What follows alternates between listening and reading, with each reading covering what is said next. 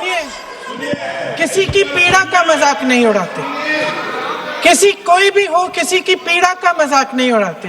बिल्कुल। आप संसद में बैठे हैं, निशिकांत जी आप बना रहे हो। जब तक हम वहां पहुंचे उस लड़की की मां नेताओं के आने जाने से गुस्से में थी।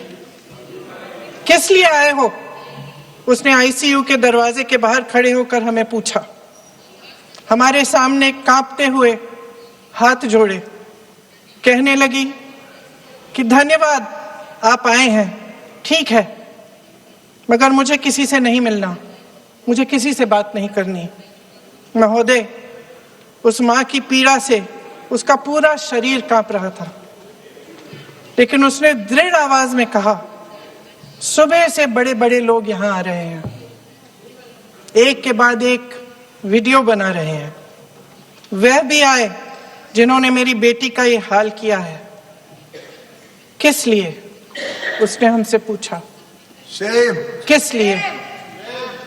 मेरी बेटी की बलि तो चढ़ गई है, लेकिन उसे कुछ भी हो जाए तो मैं उसके लिए अपने आप लड़ूंगी। मुझे किसी की मदद नहीं चाहिए, मैं अकेले लड़ लूंगी। महोदय, शायद मुझे यहाँ खड़े होकर सबके सामने ये बात नहीं कहनी चाहिए, मगर उस माँ की गुहार ने मुझे शर्मिंदा किया। उसके दिल के टूटने की वो आवाज जो अस्पताल की दीवारों से में गूंज रही थी, मेरे मन में अभी भी गूंज रही है। इसलिए उस माँ की इजाजत लिए बिना मैं आपके द्वारा आदरणीय प्रधानमंत्री महोदय जी और आदरणीय गृह मंत्री महोदय जी से पूछना चाहती हूँ कि क्या जरूरत थी एक मासूम बच्ची पर इस तरह दमन करने की? क्या जरूरत थी उन छात्रों पर आंसू गैस चलवाने की, उन पर लाठियां बरसाने की, उन पर वाटर कैनन्स चलवाने की? क्या जरूरत थी उन नौजवान लड़कियों को जलील करते हुए उनके कपड़े फाड़ने की, उनको बेरहमी से गंदी तरह पिटवाने की? देश के युवाओं पर पैलेट गन्स और AK-47 चलवाने की क्या आवश्यकता थी? क्या वे आतंकवादी थे? क्या आतंकवादी हैं? टेररिस्ट हैं? हाँ, कांग्रेस बोल रही है, हाँ, कांग्रेस बोल रही है। जवाब दीजिए, जवाब दीजिए। कांग्रेस बोल रही है, जवाब मांग रही है, जवाब दीजिए।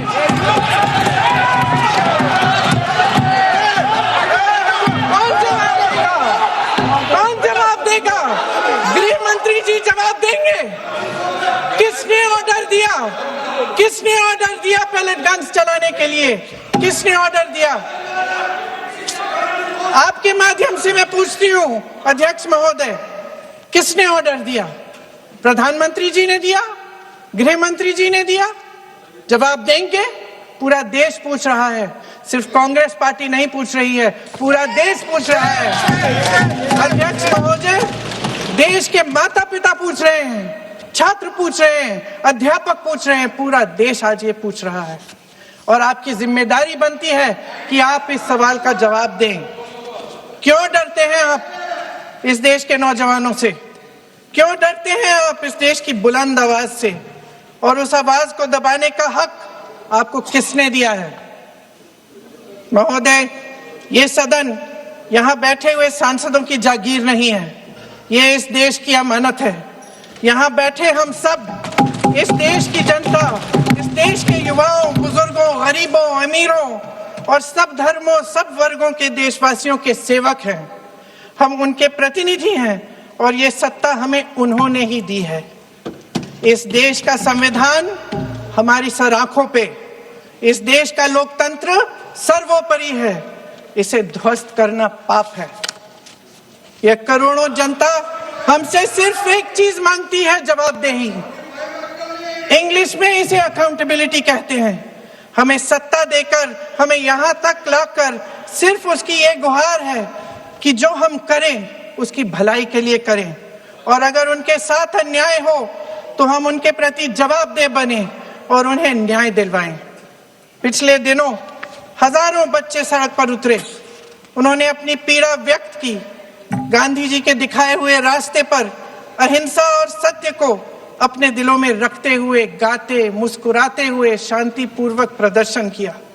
लोकतंत्र के सबसे पवित्र सिद्धांत के तहत उन्होंने अपनी आवाज उठाने का अधिकार कायम किया।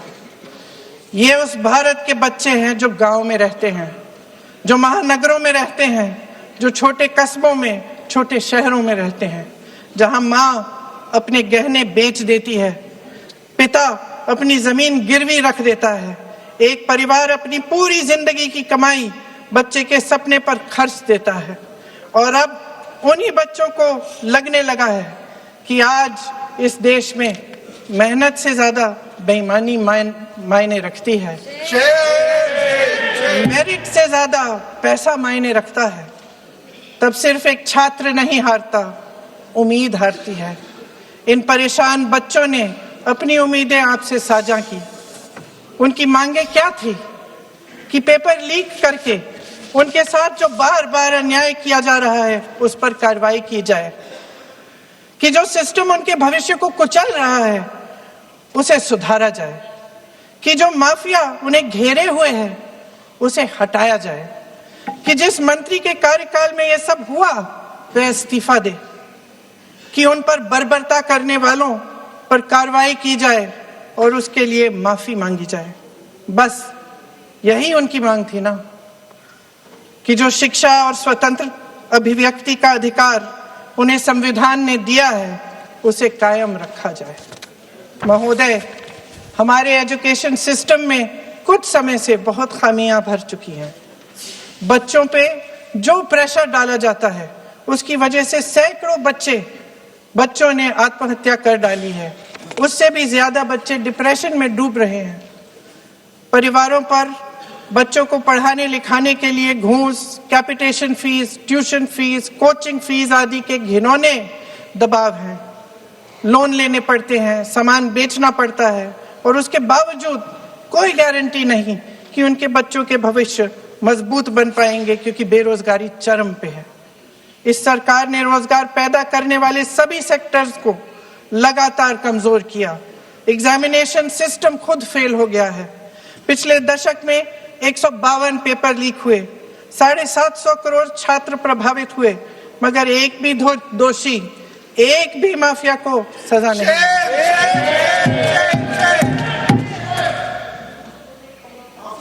हमारे एजुकेशन में आरएसएस के प्रचारकों को भर भर कर उसे खोखला बना दिया है।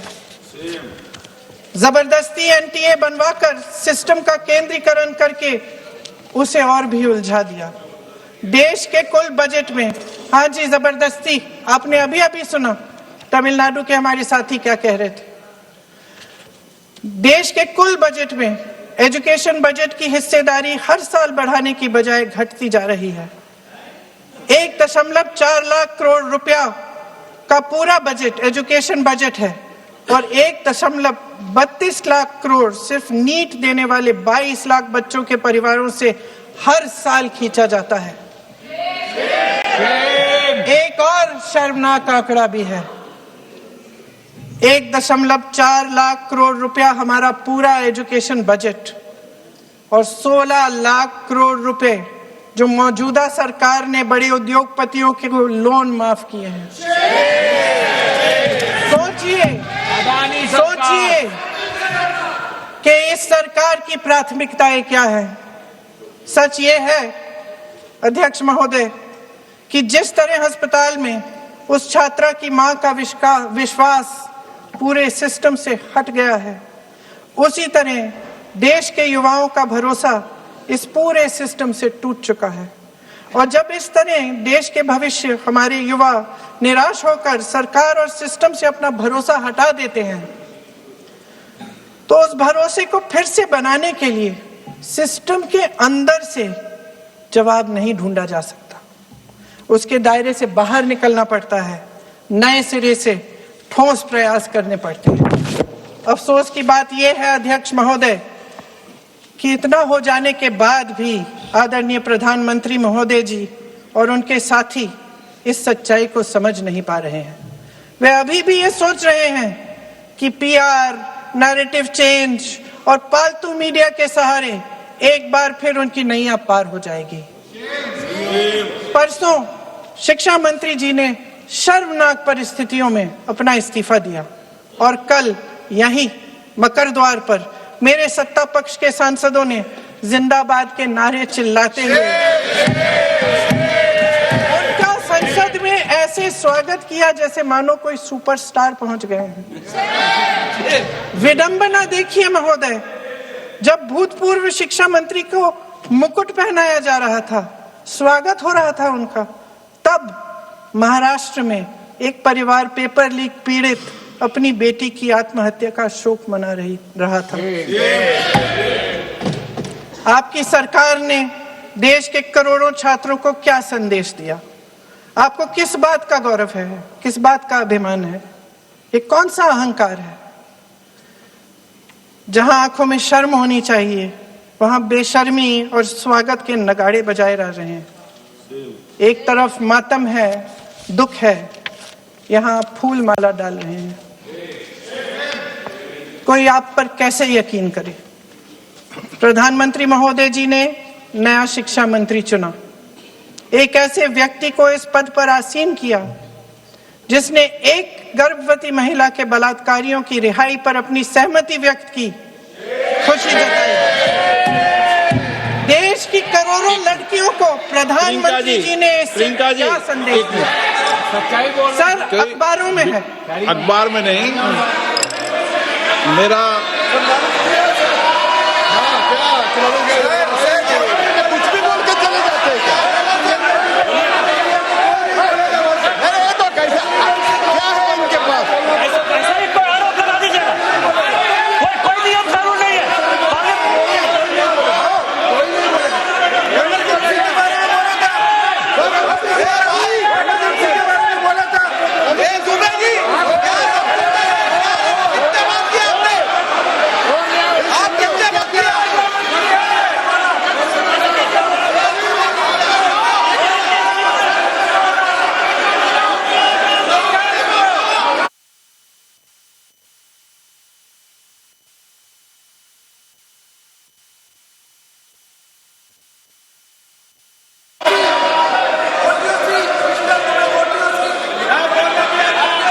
अध्यक्ष महोदय जी, जो श्रीमती प्रियंका वाड्रा गांधी जी बोल रही थी, तो बीच में उनके वहां से भी टोका टोकी पहले भी हुए, हमारे यहाँ से भी हुए थे। अभी हम लोग तो शांति से सुन रहे हैं, लेकिन जो अभी अभी हमारे वर्तमान नए शिक्षा मंत्री को जो उन्होंने टिप्पणी की, कैरेक्टर असैसिनेशन है एक तरीके से संसद में, और इस तरीके के भाषा हम उम्मीद नहीं करते हैं। मैं इसमें प्रहलाद जोशी जी ने भी खुद कहा है, एक तो उन्होंने प्रियंका जी ने जो गलत बात कही है रिकॉर्ड पे, उसको रिकॉर्ड से हटा दिया जाए। दूसरा इस तरह का भाषा का इस्तेमाल ना करें। आपने डिबेट से पहले आपने अपील किया कि संसद में डिबेट का स्तर को नहीं गिराने चाहिए। उनके पार्टी के वो सीनियर लीडर है, वो पहली बार चुन के आए हैं, मगर उनके पार्टी में सीनियर है, जिम्मेदारी के साथ बोलना चाहिए। अगर पूरा ऑथेंटिकेट नहीं कर सकते हैं तो मैं ये मानता हूं कि उनको क्षमा मांगना चाहिए सदन से।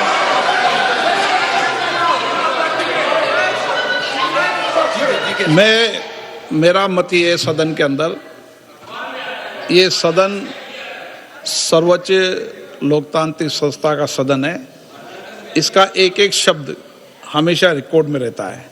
मैं माननीय सदस्य से आग्रह करूंगा कि बिना तथ्यों के हमें इस तरीके के सदन के पटल पर बात नहीं करनी चाहिए।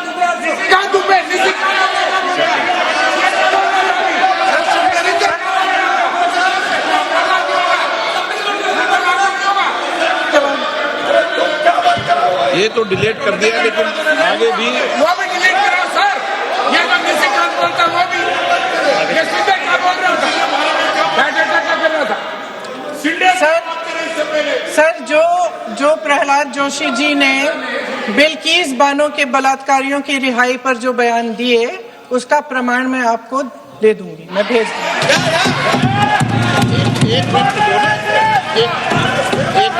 मैं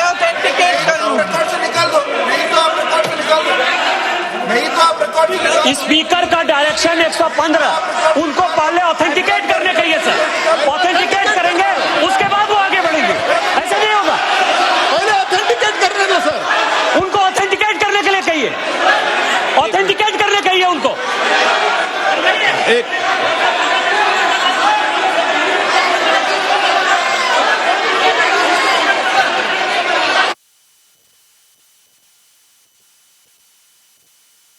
प्रल्हाद जोशीच्या वक्तव्याचे पुरावे देईन असं प्रियंका गांधींनी यावेळी सभागृहात म्हटलेलं आहे। नवे शिक्षण मंत्री अत्याचाराच्या आरोपीच्या जामिनावर सहमत। प्रल्हाद जोशीच्या नियुक्तीवरून प्रियंका गांधींकडून निशाणा साधण्यात आलेला आहे। प्रियंका गांधींच्या वक्तव्यावर किरण रिजिजू यांनी आक्षेप घेतलाय, तर त्यावर आता प्रल्हाद जोशींच्या वक्तव्याचे मी पुरावे देईन असं प्रियंका गांधींनी म्हटलंय। ही सगळ्यात मोठी बातमी आपण आताच्या क्षणाची पाहतोय।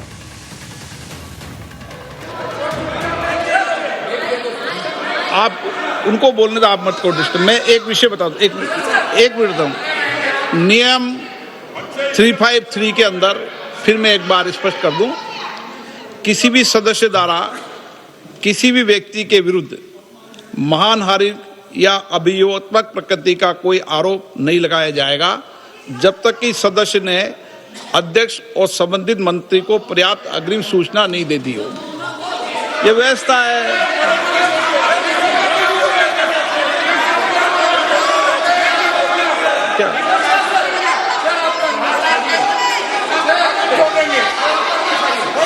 House, ma'am. The same house.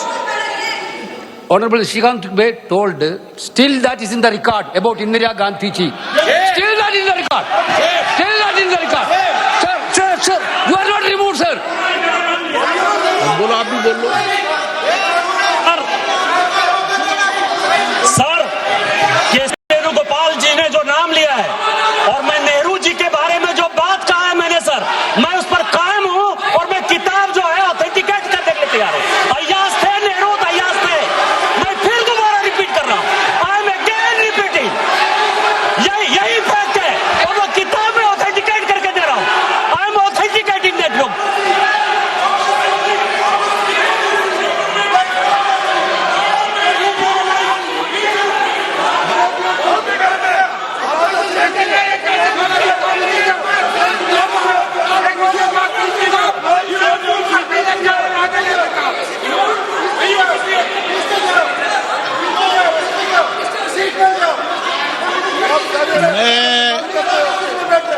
मैं जब आसन पर होता हूं, जो मैं व्यवस्था देता हूं, चाहे सत्ता पक्ष हो या प्रतिपक्ष हो, मैं समान व्यवस्था देता हूं। मैं जब आसन पर होता हूं।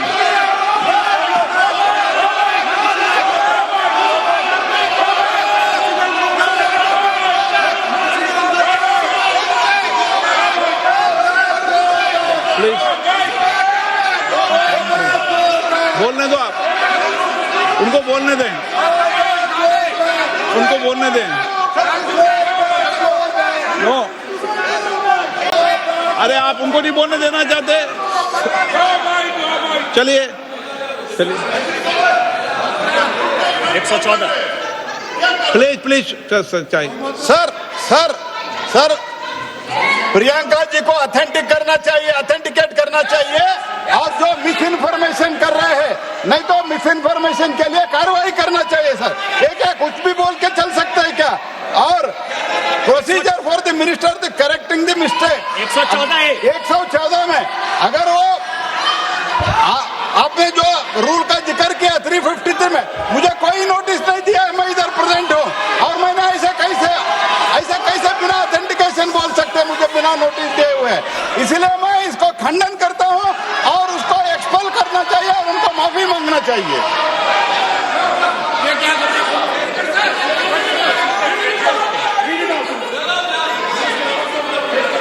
नहीं, ये चैप्टर आगे नहीं बढ़ेगा sir.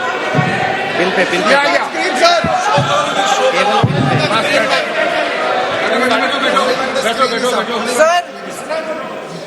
Sir, here is a newspaper माननीय article. सदस्य, Sir, अरे आपने पूरा बुक ही नहीं दिया, आपने बुक ही नहीं दिया सकता। sir, written by a respected Respected माननीय journalist, सदस्य, I will authenticate using this, sir. आप माननीय सदस्य प्लीज इसको छोड़ दें।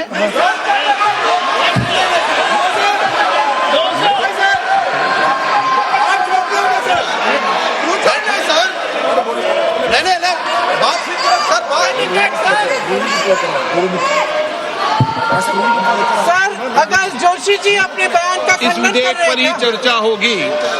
आप इस बयान का खंडन कर रहे हैं क्या? नहीं, जोशी जी माननीय से पूछेगा। सदस्य, मैं आपसे फिर आग्रह कर रहा हूं, इस सदन में इस विधेयक पर ही चर्चा होगी। फिर भी नो, पंडित लालू को क्या ये विधेयक का विषय नहीं है। आप नो, आप बोलो तो विधेयक पर बोलो, ये मेरी अपेक्षा आपसे। प्लीज छोड़िए, ये रख दो। इस विषय को छोड़िए।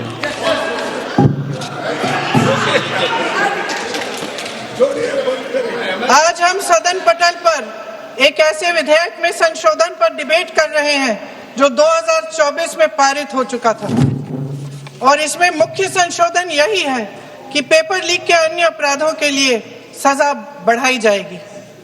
मगर जब से ये विधेयक पारित हुआ तब से अब तक इस सरकार ने एक भी अपराधी को सजा नहीं दी। आपने देखा है कि कल और परसों से फेस रिकॉग्निशन द्वारा प्रदर्शन करने वाले बच्चों के नाम और पते सार्वजनिक किए जा रहे हैं, मगर यही काम पेपर लीक करने वाले अपराधियों के लिए अभी तक नहीं किया गया। ना इस विधेयक में पेपर लीक रोकने के कोई ठोस कदम है। इससे देश के युवाओं का भरोसा कैसे बनेगा?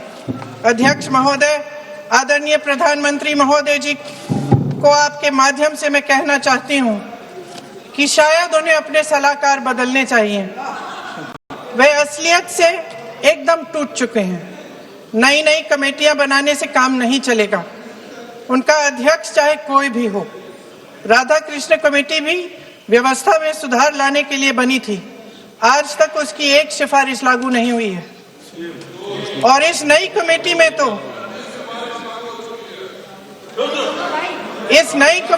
तो एक एक्स-आईबी चीफ,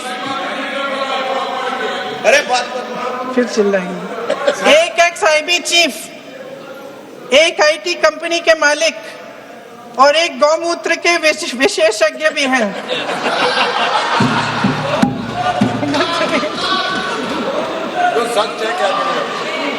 इन्हें शिक्षा के बारे में क्या पता जी? सर, सच है। आप आज मेरे से नाराज हो रहे हैं। मन मुस्कुरा लीजिए। तो आपने भी चुनाव लड़ा।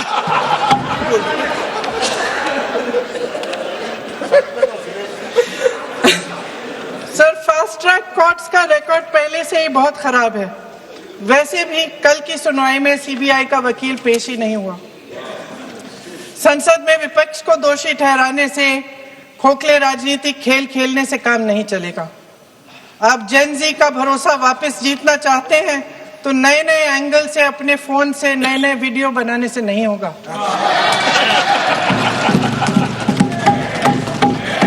प्रधानमंत्री जी को कैमरे का एंगल नहीं, दिल का एंगल बदलना पड़ेगा। ये जनरेशन जागरूक है, समझता है, झूठ पहचानने की उसकी अपार क्षमता है।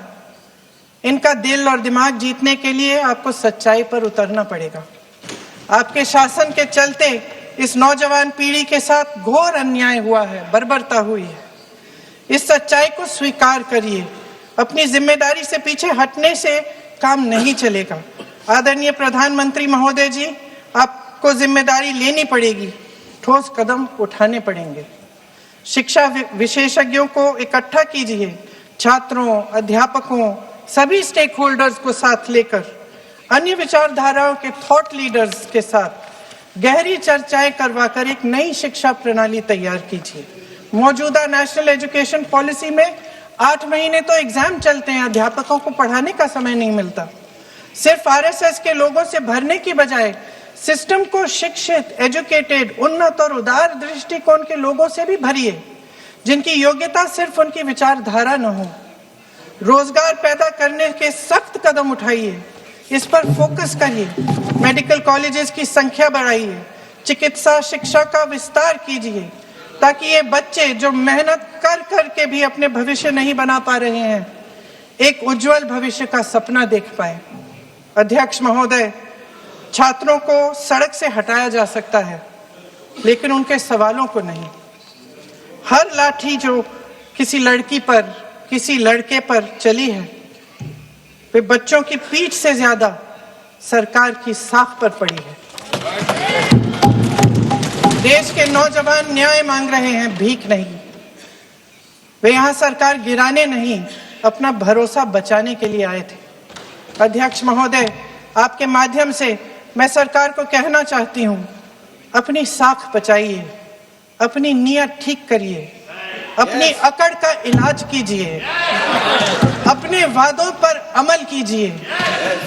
आपके शासन में हमने बड़ी बड़ी चोरियां देखी हैं। चुनाव में वोटों की चोरी, राम मंदिर में चंदा की चोरी, आपके उद्योगपति मित्रों द्वारा देश की संपत्ति की चोरी, किसानों की जमीन की चोरी। लेकिन सबसे बड़ी चोरी, हाँ ठीक है, सबसे बड़ी चोरी तब हुई। कहिए, बोलिए।